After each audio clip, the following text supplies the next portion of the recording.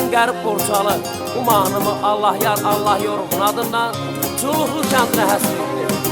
Kim ki gəlir qonaq qalır Çuluqlu kəndimizdə, İnsan özünü doğma sanır Çuluqlu kəndimizdə.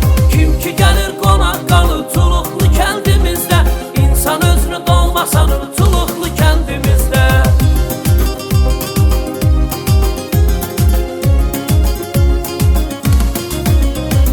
Mənzərə görmək istəyən bizim ünvana çıx gəl. Borçalı bulağı gözəl istirahət edərlər. Aynacalı bulağının təbiəti vardır gözəl, İnsan özünü doğma sanır Çuluqlu kəndimizdə. Kim ki gəlir qonaq qalır Çuluqlu kəndimizdə, İnsan özünü doğma sanır Çuluqlu kəndimizdə.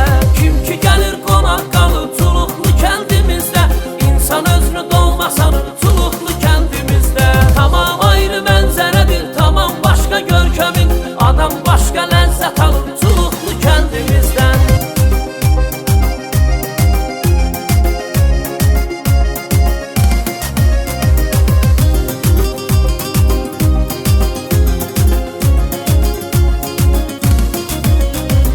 Burada qalan bir insanı danışdırdın landa, həmişə sözün düzün deyər, danışmaz heç yalanda. Böyük kiçik hörməti var, yaş